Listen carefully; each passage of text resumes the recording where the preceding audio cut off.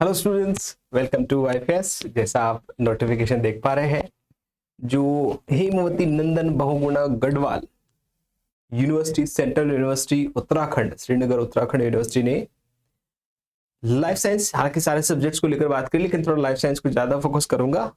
उनके लिए professor, assistant professor and associate professor के लिए आपके पास वैकेंसी निकाली है। ठीक है, इस वैकेंसी के बारे में थोड़ी सी डिटेल में आपको बताता हूं कि लाइफ साइंस के कौन कौन से सब्जेक्ट है, कितनी पोस्ट है, कब फॉर्म भरना है, क्या फीस है, क्या पैटर्न है, वो सारी चीजें फटाफट मैं आपको बता देता हूं। जो लोग पीएचडी कर चुके हैं, नेट कर चुके हैं, सेट कर चुके हैं, उनके लिए असिस्टेंट प्रोफेसर बनने की बहुत बेटर अपॉर्चुनिटी है। ठीक है, सेंट्रल यूनिवर्सिटी में है तो ऑल इंडिया के जो है उनको इक्वल आपको वहां बैठने देखने को मिल जाएगा। तो थोड़ी सी डिटेल यहां बता देता हूं कि जो फॉर्म भरने की डेट है वो थोड़ी सी काम की अपने पास, वो जैसे 2 मार्च को स्टार्ट हो चुकी है और 10 मार्च तक आपको हार्ड कॉपी आवेदन 2 मार्च तक करना है। 2 फरवरी से आपके आवेदन शुरू हो चुके हैं ऑनलाइन। पहले ऑनलाइन फॉर्म भरोगे, ऑनलाइन फॉर्म भरने के बाद में प्रिंट आउट निकालोगे और उस प्रिंट आउट को फिर आप हार्ड कॉपी के फॉर्मेट में जो HNBG यूनिवर्सिटी है वहां यूनिवर्सिटी में आप इसको भेजना पड़ेगा।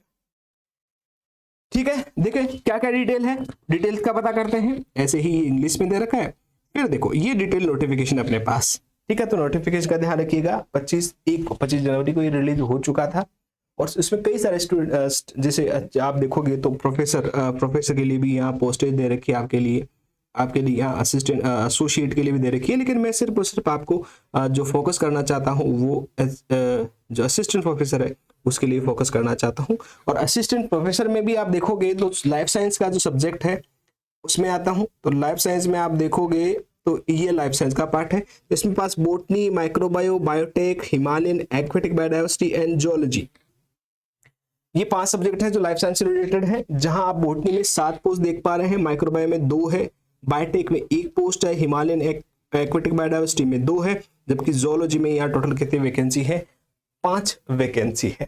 ठीक है, हालांकि अगर दूसरे स्टेट के करना चाहे, हालांकि ये जो यहाँ जो रेगुलेशन लागू होगा, जो रिजर्वेशन लागू होगा वो कंप्लीट थ्रू आउट सेंटर का लागू होगा, तो आप उसके लिए भी इक्वली वहां पर आप उसको जा सकते हैं। उसके लिए एब्रीविएशन क्या क्या यूज कर सकते हैं, फॉर्म का क्या मेथड है वो आपको बता देता हूँ सारी चीजें। कि जो एप्लीकेशन जो फुली जनरल इंस्ट्रक्शन है वो आपके पास इसी जो नोटिफिकेशन है, इस नोटिफिकेशन में है।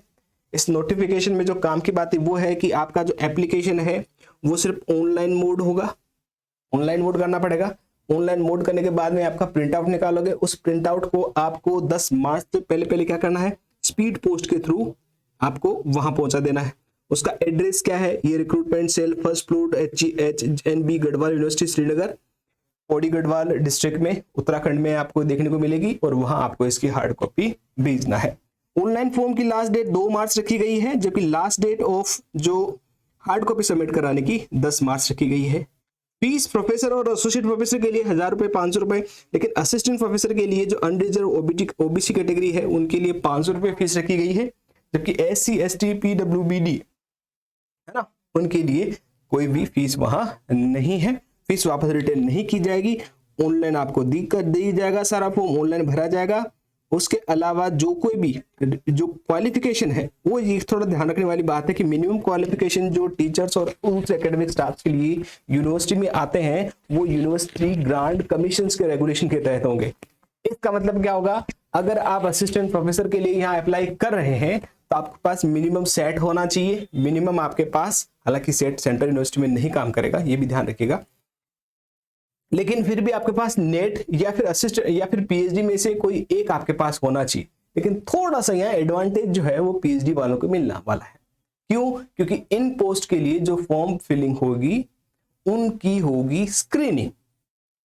स्क्रीनिंग से तात्पर्य क्या कि एकेडमिक जो अचीवमेंट है उस अचीवमेंट कैलकुलेशन होगी। आपका रिसर्च पेपर्स, आपका पीएचडी, आपका JRF, आपका टीचिंग एक्सपीरियंस, आपका रिसर्च एक्सपीरियंस, ये सब वहां कैलकुलेट होने वाला है।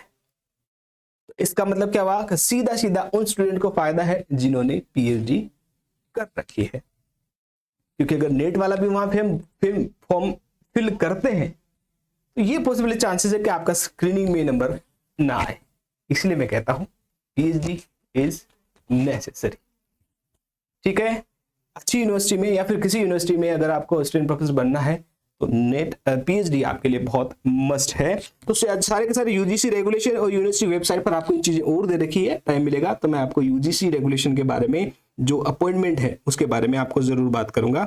डेट्स आपको दे रखी है, उनका पोर्टल है समर्थ रिक्रूटमेंट पोर्टल, उस पोर्टल पर आपको सारा जो है फॉर्म है वो भरना है। और देखो असिस्टेंट प्रोफेसर के लिए दिख रहा है, देखो एकेडमिक स्कोर आपको स्पेसिफाइड करना पड़ेगा। टेबल 3A अपेंडिक्स सेकंड होता है, उसके तहत आप देखोगे तो जो कैंडिडेट्स होंगे उनकी क्या होगी, शॉर्ट लिस्टिंग होगी। और शॉर्ट लिस्ट होने के बाद में जिन कैंडिडेट्स को बुलाया जाएगा उनका इंटरव्यू में क्या परफॉर्मेंस रहता है, उसके तहत ही आपको क्या दी जाएगी, वहां प्रॉपर जो आपके पास अपॉइंटमेंट है वो दिया जाएगा। ठीक ऐसा ही एसोसिएट प्रोफेसर और असिस्टेंट प्रोफेसर के लिए भी है। कैंडिडेट जिनके पास पीएचडी या फॉरेन यूनिवर्सिटी से वो भी इसमें अप्लाई कर सकते हैं। प्रेस्क्राइब क्वालिफिकेशन एक्सपीरियंस आपको क्लोजिंग डेट तक का ही डालना है, ये बात भी वहां मेंशन करी गई है। कोई भी फुलफिल की गई है प्रेस्क्राइब क्वालिफिकेशन एक्सपीरियंस है, यूनिवर्सिटी है अगर फिट पाया जाता है यूनिवर्सिटी के ऊपर है कि वो इसको यूज करे। आपके पास एपीआई और स्टैंडर्ड पब्लिकेशन आपके पास होने बहुत जरूरी है। उसकी कौन करेगी, स्क्रीनिंग करेगी, यूनिवर्सिटी अथॉरिटी करेगी, कमेटी करेगी, उसके बाद ही आपको क्या किया जाएगा, इसके लिए इंटरव्यू के लिए बुलाया जाएगा। इसके अलावा जो पेपर आप वहां डाल रहे हैं उसका सीरियल नंबर जनरल जो है, जो यूजीसी केयर लिस्ट में हो, इंपैक्ट फैक्टर हो, साथ में यूजीसी केयर लिस्ट और स्कॉपस इंडेक्स में है, तो वहां के जो इंडेक्स नंबर है वो भी आपको अपने पेपर्स में रखने होंगे, डालने होंगे। नॉन गवर्नमेंट ऑर्गेनाइजेशन से कोई कैंडिडेट जाता है तो फॉर्म 16 भरना पड़ेगा, ये कुछ बेसिक चीजें उसके लिए है। उसके अलावा आप देखोगे तो वो सारी बातें जो हर एक यूनिवर्सिटी में हम देखने को मिलते हैं, काम की चीजें वो भी देखने को, रिलैक्सेशन जो है SC ST OBC के लिए ध्यान रखना पड़ेगा कि वहाँ existing government of India UGC के रूल्स क्या है रिजर्वेशन को लेकर, उसकी बात फॉलो करेंगे आप। और 1/4 तक किसी भी हालत में ये सर्टिफिकेट जो है आपके पास होने चाहिए अगर आप रिजर्व कैटेगरी का एडवांटेज लेना चाहते हैं तो। अपॉइंटमेंट प्रॉपर चैनल होंगे, सारे डॉक्यूमेंट आपके पास वेरीफाई होंगे। और जब अपॉइंटमेंट का टाइम आएगा उस टाइम आप देखोगे तो आपका टेन्योर और सर्विस तक सबसे पहले सारे जो पॉलिस वेरिफिकेशन हुआ, जो ओरिजिनल डॉक्यूमेंट है, ओरिजिनल डॉक्यूमेंट की जो बातें हैं वो सारी की सारी आपको वहां से देखने को मिल जाएगी। बाकी और डिटेल आपको HNBG यूनिवर्सिटी, जो यूनिवर्सिटी अपने पास सेंट्रल यूनिवर्सिटी, इसके बारे में देखने को मिल जाएगी। करेक्ट कॉन्टैक्ट डिटेल डालें और रेगुलरली आप ईमेल SMS यूनिवर्सिटी वेबसाइट को भी देखते रहे अप्लाई करने के बाद में, क्योंकि सारी इंफॉर्मेशन आपको वहीं देखने को मिल जाएगी। उसके अलावा कोई डिस्प्यूट है तो भी यूनिवर्सिटी ही निपटाएगी। सारी जो वैकेंसी है वो बैकलॉग वैकेंसी को इसमें इंक्लूड कर दिया गया है। जो इंटरव्यू देने आ रहे हैं उनके लिए TAD की व्यवस्था कोई नहीं की है, कैनवासिंग कोई किसी प्रकार की वहां आपको चलने वाली नहीं है, ये यूनिवर्सिटी कह रही है। ठीक है, यूनिवर्सिटी कहीं भी कैंपस में आपका ट्रांसफर भी कर सकती है। पौड़ी गढ़वाल उत्तराखंड के ज्यूरिडिक्शन में कोई भी कंफ्लिक्ट होंगे तो वहां से आपको देखने को मिल जाएंगे। और कोई भी एरर और ओमिशन जो डिटेक्ट करते हैं एडवर्टाइजमेंट में, वो वापस यूनिवर्सिटी है अपने आप में क्या कर सकती है, उसको रेक्टिफाई कर सकती है। ठीक है, तो 5 पोस्ट आपके पास कहाँ, जूलॉजी में, 7 पोस्ट आपके पास बॉटनी में, माइक्रोबायो की 3 है शायद, और बायोटेक के आपके पास 1 पोस्ट है। एक्वेटिक बायोडाइवर्सिटी में भी अगर आप इंटरेस्टेड हैं तो वहां भी आप क्या कर सकते हैं, इसके लिए अप्लाई कर सकते हैं। तो मैं रिकमेंड करूंगा जिन लोगों ने PhD करी है वो डेफिनेटली अपना जो APA स्कोर जिनका मजबूत है वो वहां अप्लाई करें। और अप्लाई करने के बाद में वो जो है क्या करेंगे, अप्लाई करने के बाद में वो स्क्रीनिंग करेंगे। और स्क्रीनिंग में अगर ऐसा होता है कि आपको लिस्टिंग होती है, आपको डेफिनेटली वहां इंटरव्यू के लिए बुलाया जाएगा। और इंटरव्यू में बुलाने के बाद में ही क्या होगा, अगर आप सेलेक्टेड होते हैं तो आपको एक असिस्टेंट प्रोफेसर का जो अपॉइंटमेंट है वो आपको वहां दिया जाएगा। ठीक है, होपफुली आप लोगों के लिए काम का होगा। Thank you, happy learning.